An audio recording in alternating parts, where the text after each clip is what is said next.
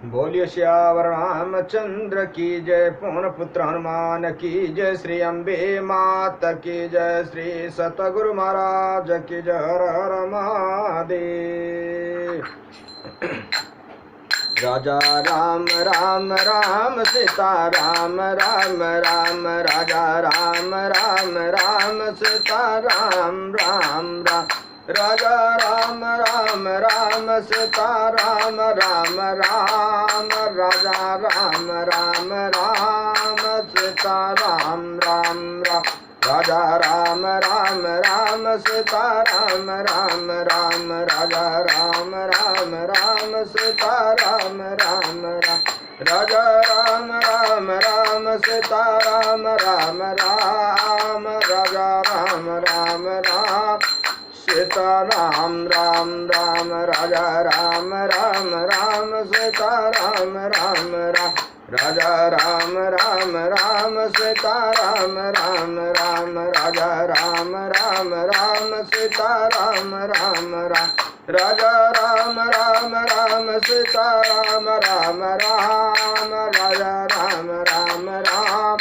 सीता राम राम राम, राजा राम राम राम, सीता राम राम राम। श्यावर रामचंद्र की जय, पवन पुत्र हनुमान की जय, श्री अम्बे मात की जय, श्री सतगुरु महाराज की जय। हर हर महादेव। श्री राम जय राम जय जय राम, श्री राम जय राम जय जय राम।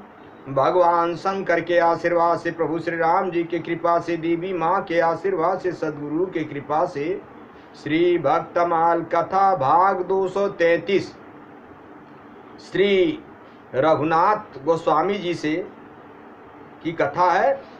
शेष भाग है, दूसरे भाग में शेष में उनकी कथा आप सुनिए।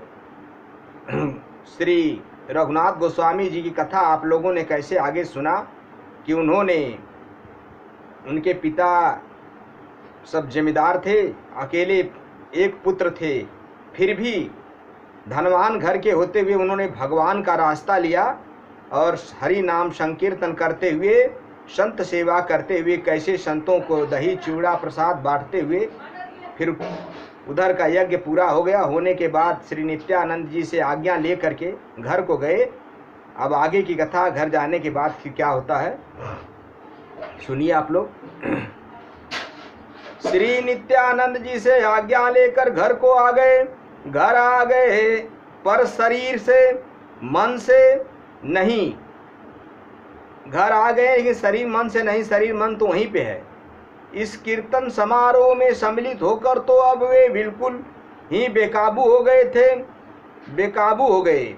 इधर इन्होंने यह भी सुन रखा था कि गौड़ देश के सैकड़ों भक्त चतुर्मास भर श्री चैतन्य चरणों में निवास करने को नीलांचल जा रहे हैं। ईश्वर सहयोग को वे किसी तरह हाथ से जाने देना नहीं चाहते थे। एक दिन भगवत प्रेरित महामाया ने एक साथ सारे के सारे ड्योढ़ी द्वारों को निद्रा में डाल दिया और सवेरा होते न होते रघुनाथ महल की चहरदीवारी से निकलकर 9-2-11 हो गए। सियावर रामचंद्र की जय। इधर जब ही मालूम हुआ कि रघुनाथ नहीं है तो सारे महल में सनसनी फैल गई। पूर्व पश्चिम उत्तर दक्षिण सभी दिशाओं को आदमी दौड़ पड़े, पर वहां मिलने को अब रघुनाथ की छां भी नहीं थी। सियावर रामचंद्र की जय। अनुमान किया गया कि कहीं पुरी न गया हो। उन्होंने 5 घुड़सवारों को पुरी के रास्ते पर दौड़ा दिया, पर वहां रघुनाथ दास कहाँ थे।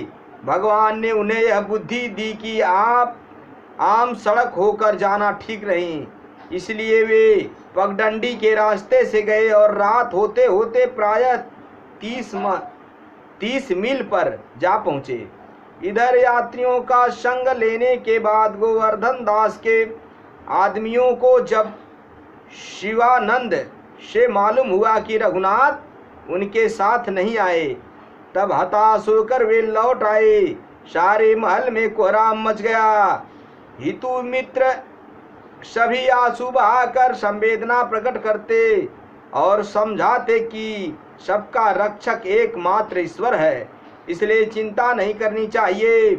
पर उन्हें ढाढ़स नहीं बचता। सियावर रामचंद्र की जय। एक राजकुमार को जो कभी एक पग भी बिना सवारी के न चलना था, वह आज बड़े बड़े विकट बटोहियों के भी कान काट गया। उत्कट बैरागी रघुनाथ को प्रथम दिन की यात्रा समाप्त करने के बाद एक ग्वाले के घर में बसेरा मिला और उनके दिए हुए थोड़े से दूध पर बसर करके उन्होंने दूसरे दिन बिल्कुल तड़के फिर कूच कर दिया। सियावर रामचंद्र की जय। और इस तरह लंबी पैदल यात्रा करके करीब 1 महीने का रास्ता रघुनाथ ने कुल 12 दिनों में तय कर डाला। और इन 12 दिनों में उन्होंने कुल 3 बार रसोई बनाकर अपने उदर कुंड में आहुति दी। सियावर रामचंद्र की जय। मेरे भाइयों, मेरे मित्रों, यहाँ पे ज्ञान की बात मिलती है शास्त्रानुसार कि जिस किसी को अगर वैराग लेना है भगवान के प्रति, लक्ष्य अगर भगवान का हो कि परमात्मा के पथ पे चलना है, परमात्मा की भक्ति करना, राम कृष्ण का भक्ति करना है, तो उसको वैराग लेने का कोई समय निश्चित नहीं होता है। जब वो आती है हरि की कृपा, ईश्वर की कृपा, राम की कृपा होती है तो तुरंत ही निकल पड़ता है। देखिए यहाँ पे श्री रघुनाथ गोस्वामी दास जी गोस्वामी जी कैसे निकल पड़े। इन प्रकार प्रभु सेवित नीलांचलपुरी के दर्शन होते ही इन्होंने उसे नमस्कार किया और श्री चरणों की ओर अग्रसर हुए।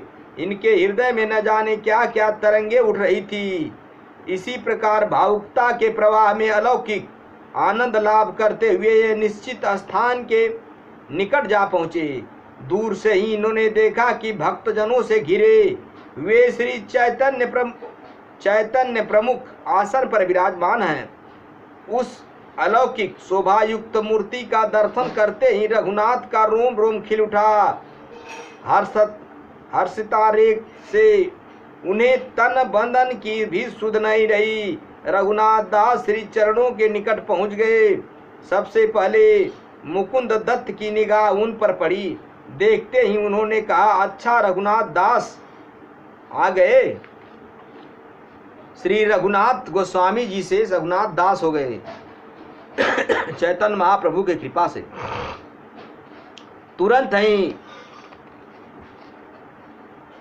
तुरंत ही गौर का भी ध्यान नहीं गया। वे प्रसन्नता से खिल उठे। अच्छा वत्स रघुनाथ आ गए कहकर उनका स्वागत किया और उनके प्रणाम करने के बाद झट से अत्यंत प्रेम पूर्वक उन्हें उठाकर गले से लगाया। पास बैठाकर उनके सिर पर हाथ फेरना शुरू किया। रघुनाथ को ऐसा मालूम पड़ा मानो उनकी रास्ते की सारी थकावट हवा हो गई। महाप्रभु की करुणाशीलता देखकर उनकी आंखों से श्रद्धा और प्रेम के आंसू बरस पड़े। उन्हें भी गौर ने निज कर कमलों से ही पोछा। सियावर रामचंद्र की जय। इसके अंतर चैतन्य वेद स्वरूप पदार मोदार को अपने पास बुलाकर कहा कि देखो, मैं इस रघुनाथ को तुम्हें सौंपता हूँ। खान पान से लेकर साधन भजन तक सारी व्यवस्था का भार तुम्हारे ऊपर है। भला बहुत अच्छा कहकर स्वस्वरूप ने प्रभु की आज्ञा सिरोधार की और रघुनाथ को अपनी कुटी में ले गए। उनके समुद्र स्नान करके वापस आने पर उन्हें जगन्नाथ जी का प्रसाद और महाप्रसाद लाकर दिया। श्री रघुनाथ ने उसे बड़े प्रेम से पाया, परंतु जब उन्होंने देखा कि यह तो रोज का सिलसिला है, तब उनके मन में यह विचार हुआ कि रोज रोज यह बढ़िया बढ़िया माल खाने से बैराग कैसे सधेगा। आखिर 4-5 दिन के बाद ही उन्होंने यह व्यवस्था बदल दी। मैं एक राजकुमार की हैसियत का आदमी हूँ।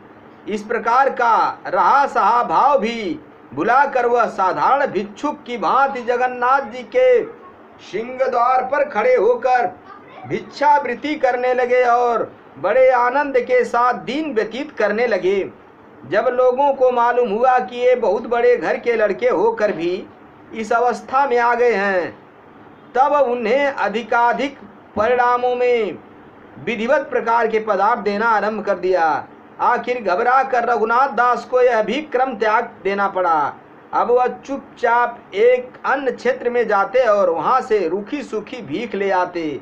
रघुनाथ की गतिविधि क्या है, क्या से क्या हो रही है, श्री गौरांग देव को पूरा पता लगता रहा।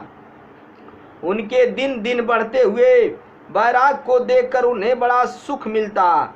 रघुनाथ की उत्कट जिज्ञासा देखकर श्री महाप्रभु ने एक दिन उन्हें साधन संबंधी कुछ उपदेश दिया। कहा कि मैं तुम्हें सब शास्त्रों का सार यह बतलाता हूँ कि श्री कृष्ण के नाम का स्मरण और कीर्तन ही संसार में कल्याण प्राप्ति के सर्वश्रेष्ठ साधन है। इस साधन की भी पात्रता पात्र करने के साधन ये है कि निरंतर साधु संग करें, सांसारिक चर्चा से बचें, पर निंदा से कोसों दूर रहे, स्वयं अमानी होकर दूसरों का मान करें, किसी का दिल न दुखाएं और दूसरों के दुखाने पर दुखी न हो, आत्म प्रतिष्ठा को विश्वठावत समझे, सरल और सचित्र होकर जीवन व्यतीत करें। आदि सियावर रामचंद्र की जय। श्री राम जय राम जय जय राम, श्री राम जय राम जय जय राम। मेरे भाइयों, मेरे मित्रों, यहाँ पे श्री गौरांग जी कैसे श्री रघुवर दास गोस्वामी श्री रघुवर दास जी को कैसे उन्होंने निर्देश दिया, कुछ वैराग के साधन बतलाए कि राम कृष्ण जो भी कहो भगवान के, हरि के, नारायण के ही ध्यान में, रूप में कर सेवा में संत सेवा करो। संत सेवा के बिना तो कुछ नहीं है। सतसंगत दुर्लभ संसारा, निमिषि भेद दंडय कहूँ बारा। इस जगत में संतों का संग तो बड़ा ही मुश्किल है, फिर भी समय मिले तो करना चाहिए। संत सेवा, गुरु सेवा, ब्राह्मण सेवा, भगवंत सेवा, नारायण सेवा, गौ सेवा करते हुए जगत का कल्याण करें। मेरे भाइयों, ईश्वर सत्य है, जगत मिथ्या है। बड़े भाग्य मानुष तन पावा, बड़े भाग्य मानुष तन पावा, सुर दुर्लभ संतन ग्रंथ न गावा। ये मनुष्य का शरीर साक्षात मोक्ष का दरवाजा है, इसे पा करके व्यर्थ न करें। हर पल हर घड़ी कहीं भी कैसे भी हरि का भजन करें, चिंतन करें, राम नाम, कृष्ण नाम, नारायण नाम का जपन करें। अपने जीवन का कल्याण सदैव संत सेवा, गुरु सेवा करते हुए शास्त्रोक्त रीति से भगवान का भजन करें। लक्ष्य परमात्मा की प्राप्ति का होना चाहिए, व्यथा मिथ्याचार नहीं होना चाहिए। श्यावर रामचंद्र की जय। अगली कथा अगले भाग में रहेगी। गोस्वामी रघुनाथ दास जी की शेष कथा विसर्जन होते सुनऊ पवन कुमार राम लखन सीता सहित मुँह पर करऊं कल्याण।